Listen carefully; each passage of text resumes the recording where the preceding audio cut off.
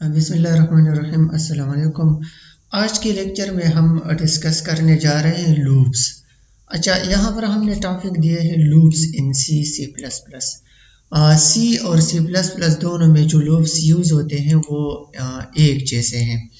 अच्छा, इसके अलावा हमने अभी तक जो एफ एल स्टेटमेंट्स पढ़ लिए और जो स्विच स्टेटमेंट पढ़ लिया वगैरह वगैरह, तो वो बी सी और सी प्लस प्लस दोनों में एक जैसे हैं, इनका सिंटैक्स भी एक जैसा है। लेकिन हमने सिर्फ ये जो सी प्लस प्लस के स्टेटमेंट से इनपुट और आउटपुट, तो वो हमने सी प्लस प्लस के यूज़ किए। वो आप सी के भी यूज़ कर सकते हैं और सी प्लस प्लस के भी। मतलब यहाँ पर सी में प्रिंटफ और स्कैनफ है और सी प्लस प्लस में सी आउट और सी एन है। तो मैं सी आउट और सी एन यूज़ कर रहा हूँ, बस इतनी सी फ़र्क है। ओके, आप दोनों कर सकते हैं, जो भी आपके लिए आसान हो। चलो, आम तौर पे जब हम प्रोग्राम को एग्जीक्यूट करते हैं तो क्या होता है, किसी फंक्शन के अंदर ये स्टेटमेंट्स इस तरह वन बाय वन एक तरतीब में एग्जीक्यूट होते जाते हैं। किस तरह, यहाँ पर कंट्रोल आ जाता है इस बॉडी के अंदर और इसमें जो फर्स्ट स्टेटमेंट है वो एग्जीक्यूट हो जाता है। फिर ये दूसरा स्टेटमेंट है तो वो एग्जीक्यूट हो जाता है। सॉरी, ये एक स्टेटमेंट है, ठीक है, इस लाइन पे। तो ये एक स्टेटमेंट एग्जीक्यूट हो गया, फिर इसके बाद ये स्टेटमेंट एग्जीक्यूट हो गया, फिर इसके बाद ये स्टेटमेंट एग्जीक्यूट हो गया, एंड सो ऑन। ये कंट्रोल टॉप टू बॉटम आ रहा है। ओके, इसको हम कहते हैं नॉर्मल फ्लो ऑफ एग्जीक्यूशन, मतलब सीक्वेंशियली ये एग्जीक्यूट होते हैं। फिर हमने एफ एल स्टेटमेंट्स पढ़ लिए और स्विच स्टेटमेंट पढ़ा। इसमें हमने क्या किया, डिसीजन स्ट्रक्चर्स को हमने यूज़ किया। इसमें हमने कंडीशंस यूज़ किए और उन कंडीशंस पे डिसाइड किया कि किसी स्टेटमेंट को एग्जीक्यूट करना है या नहीं करना है। और ये स्विच स्टेटमेंट हमने यूज़ किया। इसमें क्या होता है, आप देख रहे, अगर यहाँ पे ये वैल्यू मैच हो जाती है तो ये स्टेटमेंट एग्जीक्यूट हो जाता है, लेकिन बाकी इस तरतीब में कंट्रोल नहीं आता, ये स्टेटमेंट बाकी एग्जीक्यूट नहीं होते। क्या होता है, इससे इस बॉडी से बाहर कंट्रोल आ जाता है, इस बॉडी से, तो ये जंप कर जाता है इधर, ये कंट्रोल जंप कर जाता है इस बॉडी के सडन आउट पे। अच्छा, अब हम क्या करने जा रहे हैं, हम लूप्स को यूज करने जा रहे हैं। लूप्स क्या करते हैं, लूप्स हम अगर किसी एक स्टेटमेंट को या इस तरह एक ब्लॉक ऑफ स्टेटमेंट्स को, जो मैंने हाईलाइट किया ब्लॉक ऑफ स्टेटमेंट्स, मतलब मल्टीपल स्टेटमेंट्स है, तो इनको जब हम बार बार एग्जीक्यूट करते हैं तो इसको हम कहते हैं लूप। ओके, ये देखें, इसकी थ्योरी को समझने की कोशिश करें। There may be situation when you need to execute a block of code several number of times. हम बाज़ केसेस में किसी स्टेटमेंट को या ग्रुप ऑफ स्टेटमेंट को कई मरतबा एग्जीक्यूट करना चाहते हैं और हमें ज़रूरत पड़ती है। In general statements are executed sequentially. ये मैंने आपको समझाया कि आमतौर पर स्टेटमेंट्स किस तरह एग्जीक्यूट होते हैं, सीक्वेंस में एग्जीक्यूट होते हैं। The first statement in a function is executed first, followed by the second, and so on. Programming languages provide various control structures that allow for more complicated execution paths. तो programming language में इस तरह के decision structures या implementation हो चुके हैं कि हम डिफरेंट तरीक़ों से स्टेटमेंट्स को एग्जीक्यूट कर सकते हैं। अब लूप क्या है, a loop statement allows us to execute a statement or group of statements multiple times. Okay, अच्छा, ये हम एक स्टेटमेंट को या एक ग्रुप ऑफ स्टेटमेंट को हम कई मरतबा एग्जीक्यूट करते हैं। कई मरतबा हम किस तरह एग्जीक्यूट करते हैं और किस तरह हम फिर इसको कंट्रोल करते हैं, कितनी मरतबा एग्जीक्यूट करते हैं, तो ये हमारा टॉपिक है आज। तो सी लैंग्वेज में या सी प्लस प्लस में तीन तरह के लूप्स है। एक लूप को हम कहते हैं फॉर लूप, दूसरे को वाइल लूप और तीसरे को हम कहते हैं डू वाइल लूप। और फिर ये लास्ट में मैंने जो टॉपिक लिखा है ये नेस्टेड लूप है, लेकिन ये टाइप ऑफ लूप नहीं है, ये वाला, ये नेस्टेड लूप है ना, ये टाइप ऑफ लूप नहीं है, लेकिन ये हमारा टॉपिक है लूप्स के साथ। ओके, और लूप्स के टाइप्स ये तीन है सी या सी प्लस प्लस में। अब हम फॉर लूप को यूज करते हैं इस लेक्चर में। तो फॉर लूप का सिंटैक्स किस तरह है? फॉर लूप में हम यहाँ पे लिखते हैं फॉर कीवर्ड, ये स्मॉल केस में है, फॉर ये कीवर्ड है, हम ये लिखते हैं। फिर हम इन ब्रैकेट्स में, ये जो स्मॉल ब्रैकेट्स हमने दिए हैं, इसके अंदर हम एक इनिशियलाइजर लिखते हैं, इनिशियलाइज करते हैं किसी वेरिएबल या वैल्यू को। ओके, फिर हम क्या करते हैं, फिर हम एक कंडीशन देते हैं और फिर सेमीकोलन, इधर भी सेमीकोलन है और इधर भी सेमीकोलन, और फिर हम कोई एक्सप्रेशन देते हैं। फिर यहाँ पे हम बॉडी के अंदर, ये बॉडी है, इसके अंदर हम स्टेटमेंट्स लिखते हैं। फिर होगा क्या, जब हम इस बॉडी के अंदर स्टेटमेंट्स लिखेंगे तो वो स्टेटमेंट्स बार बार एग्जीक्यूट होंगे। अच्छा, ये बार बार कब तक एग्जीक्यूट होंगे? ये एक तो ये है कि यहाँ पर हम कंडीशन देखते हैं, ये कंडीशन चेक होता जाएगा। अगर ये कंडीशन ट्रू हो तो ये स्टेटमेंट एग्जीक्यूट होगा, अगर ये कंडीशन ट्रू ना हो तो फिर इस बॉडी से कंट्रोल बाहर चला जाएगा। और एक ये है कि हम बस अब बता दें सिस्टम को कि, या प्रोग्राम को, कि 10 टाइम्स इसको एग्जीक्यूट करना है या 20 टाइम्स इसको एग्जीक्यूट करना है।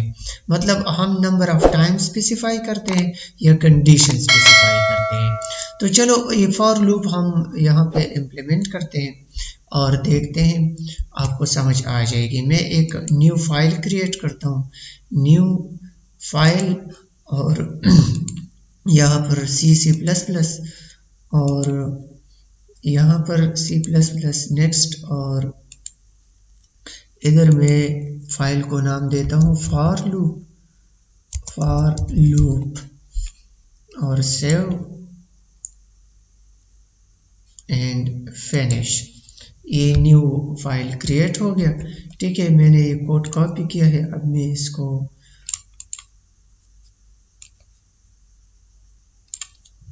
डिलीट करता हूँ। इधर हमने क्या करना है, हमने फॉर लूप को यूज करना है। फॉर लूप के जरिए हम स्टेटमेंट्स को अब बार बार एग्जीक्यूट करेंगे, या सेवरल नंबर ऑफ टाइम्स हम किसी स्टेटमेंट को एग्जीक्यूट करेंगे। तो हमने क्या करना है, लेट्स से मैंने एक वेरिएबल ले लिया इंट आई, एक वेरिएबल मैंने ले लिया, इसको नाम दे दिया आई। अच्छा, फॉर, अब हम इस ब्रैकेट के अंदर वो 3 चीजें नोट करेंगे। इनिशियलाइजर हम यहाँ पे लिखेंगे, एक्सप्रेशन लिखेंगे और कंडीशन लिखेंगे। ठीक है, और फिर बॉडी में हम स्टेटमेंट्स देंगे।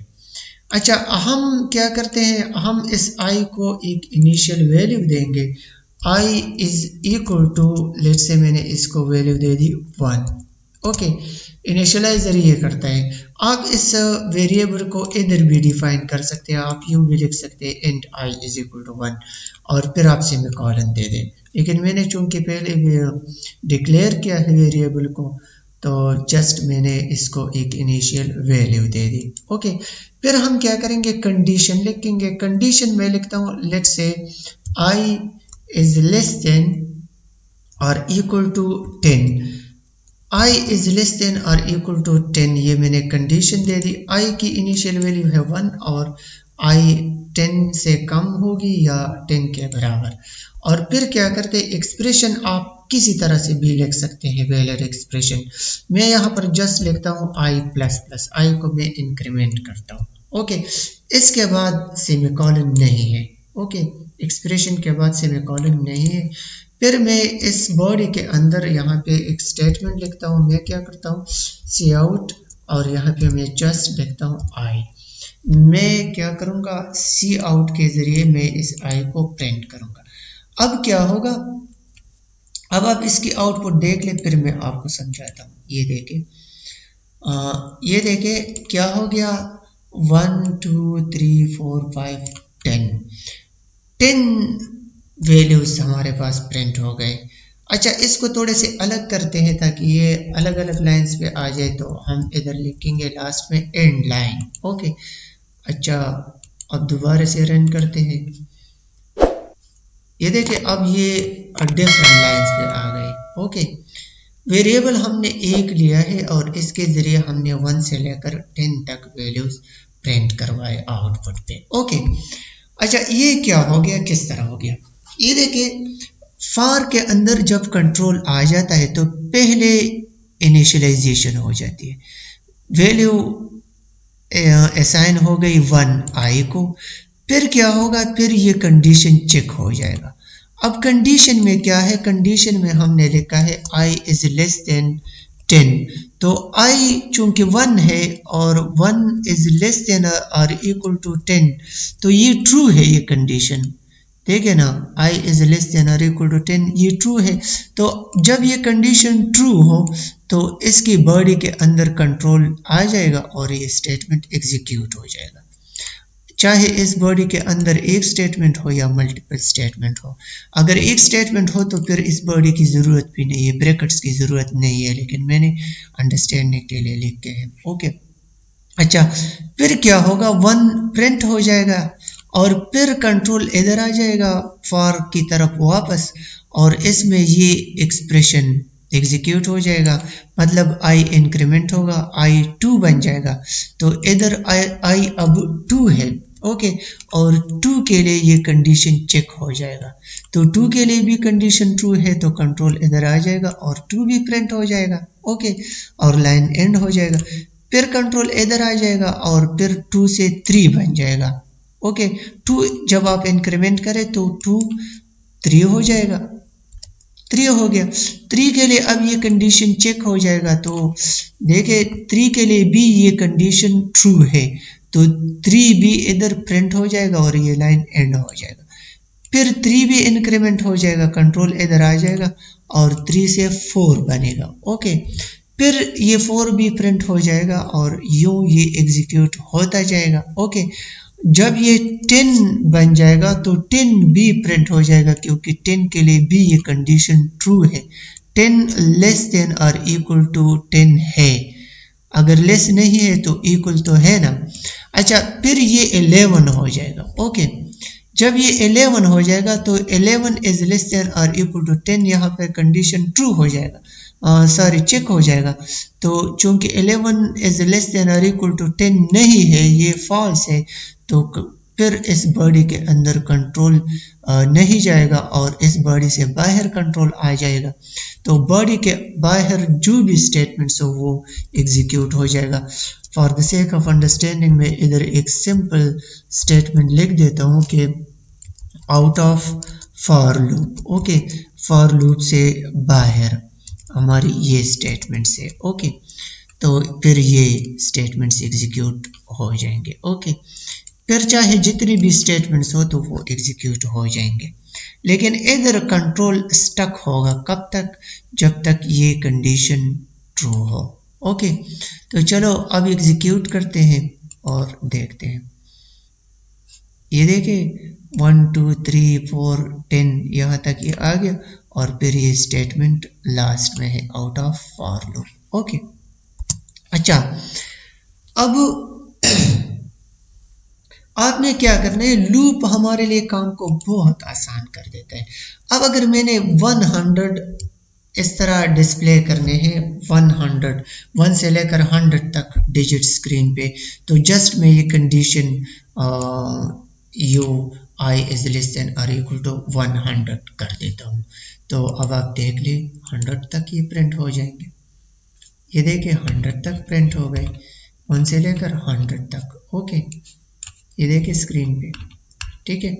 अच्छा, अब अगर मैं 1000 करना चाहूँ तो ये देखिए 1000 1000, और चलो रन करें इस प्रोग्राम को। सॉरी, बिल्ड हमने नहीं किया, बिल्ड एंड रन करना पड़ता है। ओके, ये देखिए ये एग्जीक्यूट हो रही और इसने अच्छा खासा टाइम ले लिया। ये एग्जीक्यूशन टाइम ये तकरीबन 2 सेकंड तक टाइम इसने ले लिया। ओके, ये देखिए ये 1 से शुरू किया और यूं ये लूप एग्जीक्यूट होता गया। अच्छा, अब आप इसके ज़रिए से इस तरह काम कर सकते हैं। ओके, अच्छा चलो इसमें आप चेंजेस करते जाएं और यूं इसको रन किया करें और देखा करें।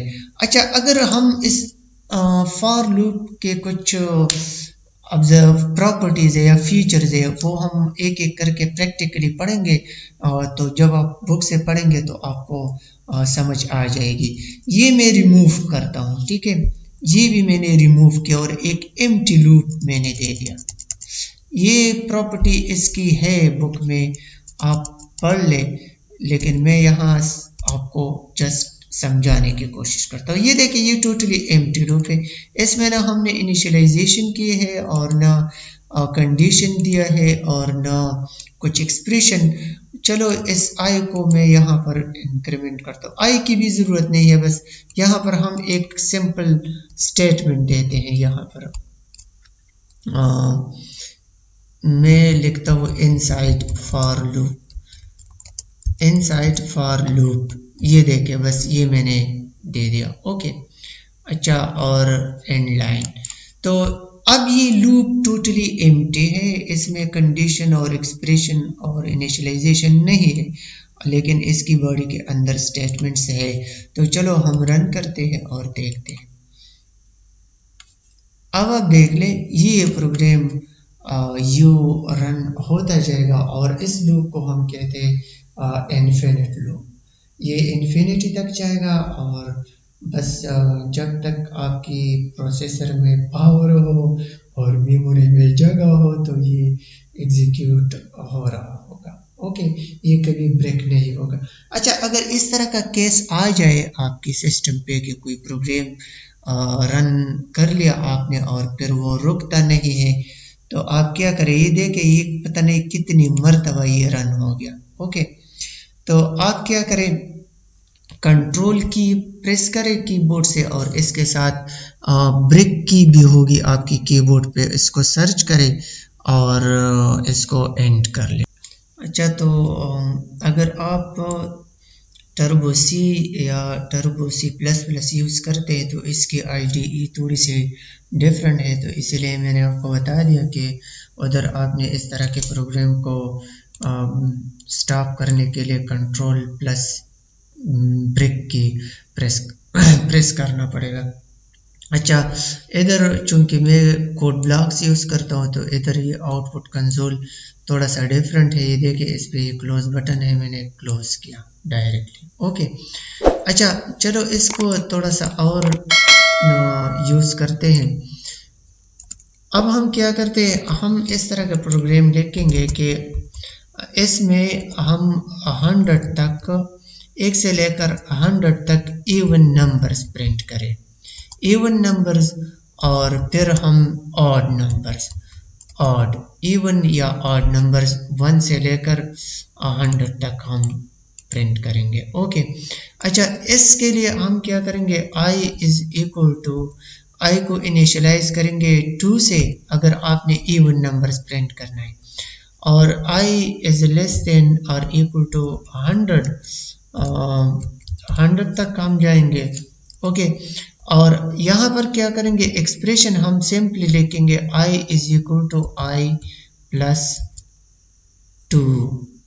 ओके, 2 के साथ जब हम 2 को ऐड करेंगे तो 4 आ जाएगा, फिर अगर 4 के साथ हम 2 ऐड अप करेंगे तो 6 आ जाएगा, और इसी तरह ये सारे इवन नंबर्स आ जाएंगे, हमें मिल जाएंगे।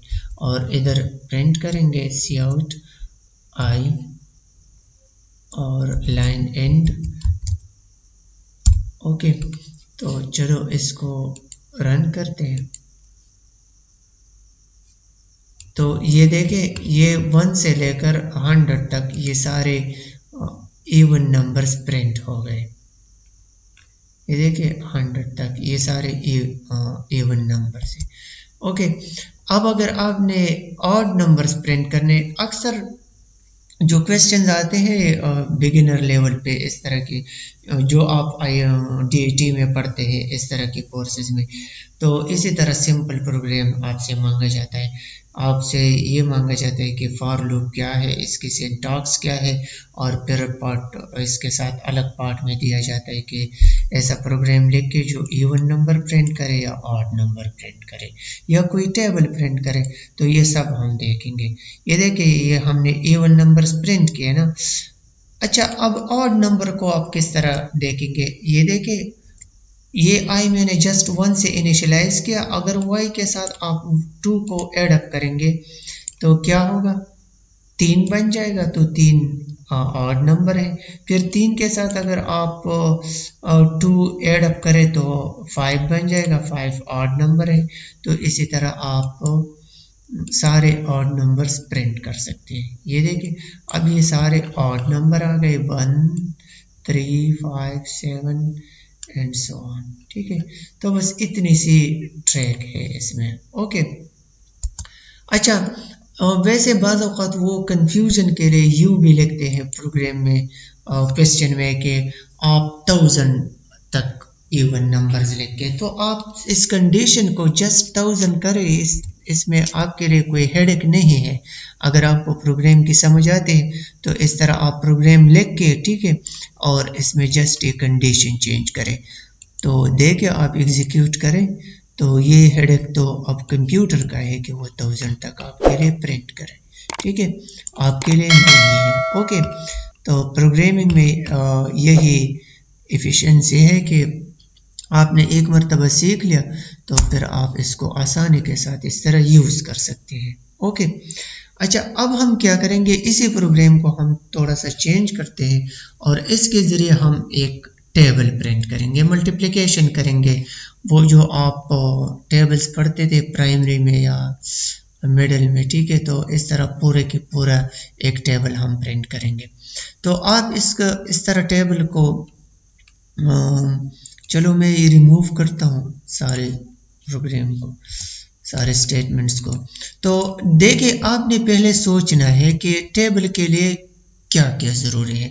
आमतौर पे अगर 2 का टेबल हो तो हम इस तरह लिखते हैं कि 2 multiplied by 2 is equal to 4, sorry पहले 1, 2 multiplied by 1 is equal to 2। और फिर आपने क्या करना है, फिर आपने 2 multiplied by 2 is equal to 4, तो इधर हम 2 करेंगे और इधर ये 4 हो जाएगा। ओके, ये 4 हो गया। ये देखिए अब ये 3 हो जाएगा और ये 2 बाई 3 इज इक्वल टू 6, ये 6 हो जाएगा। तो अभी आपको पता चल गया कि ये पहली वैल्यू कांस्टेंट है। ठीक है, फिर आपने मल्टीप्लाई करना है और ये वैल्यू भी वेरिएबल है और ये भी वेरिएबल है, लेकिन ये इन दोनों की मल्टीप्लिकेशन से आ रही है, तो इसकी तो कोई प्रॉब्लम नहीं है। इसको हम रिजल्ट में देखेंगे, रिजल्ट में प्रिंट करेंगे। ठीक है, तो आपने क्या करना है, आपने 2 वेरिएबल्स लेने हैं। एक वेरिएबल में लेता हूँ नंबर, ये लेट से हमारा नंबर है जिसका हम टेबल प्रिंट कर रहे हैं। और दूसरा वेरिएबल हम क्या करेंगे, दूसरा वेरिएबल हम लेंगे लेट से आई या टी या कोई भी आप वेरिएबल ले लें इसके लिए। ठीक है, अच्छा तो अब आपने क्या करना है, आप फॉर लूप यूज़ करें, फॉर, या आपने नंबर पहले देना है। मैं लिखता हूँ सी आउट और रन टाइम पे हम इसको वैल्यू देते हैं, या चलो पहले हम इसको देते हैं n इज इक्वल टू 2, हम 2 का टेबल प्रिंट करते हैं। तो हम क्या करेंगे, फॉर, और यहाँ पे हम t को इनिशियलाइज करेंगे, t इज इक्वल टू 1, और फिर क्या करेंगे, t इज लेस देन और इक्वल टू 20, हम 20 तक टेबल को प्रिंट करेंगे और t को इंक्रीमेंट करेंगे। t को चूंकि हमने 1 से शुरू किया तो हम t को इंक्रीमेंट करेंगे और हम 20 तक जाएंगे। ओके, और अब आपने क्या करना है, अब हम सी आउट लिखेंगे, सी आउट, इधर हम n को प्रिंट करेंगे, n 2 है हमारे पास करंटली, और फिर हम क्या करेंगे, फिर हम स्टार प्रिंट करेंगे। स्टार का मतलब है मल्टीप्लिकेशन, या आप x प्रिंट करें स्टार की जगह ताकि आपको समझ आ सके कि ये मल्टीप्लिकेशन है। ओके, और फिर हम क्या करेंगे, फिर हम इस t को प्रिंट करेंगे, t को, ओके। और n मल्टीप्लाइड बाई t जब हम करेंगे तो हमारे पास क्या आएगा, हम इधर लिखेंगे इक्वल टू, ये इक्वल हम इधर स्ट्रिंग में इनक्लोज करेंगे डबल कोट्स में, ताकि ये स्ट्रिंग हो जाए।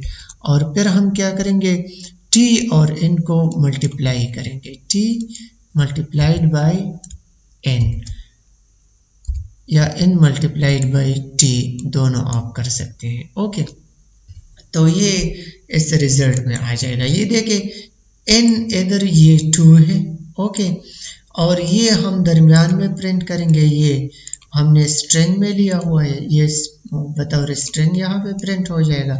और फिर ये t वेरिएबल है 1 2 3, ये इस तरह बनता जाएगा ये, और फिर ये इक्वल सिंबल हम प्रिंट करेंगे, ओके, और फिर ये रिजल्ट है इस इन दोनों की मल्टीप्लिकेशन का। ओके, तो चलो देखते हैं, और इधर हम ये लाइन एंड करेंगे ताकि ये डिफरेंट लाइंस पे आ जाए, एंड एल।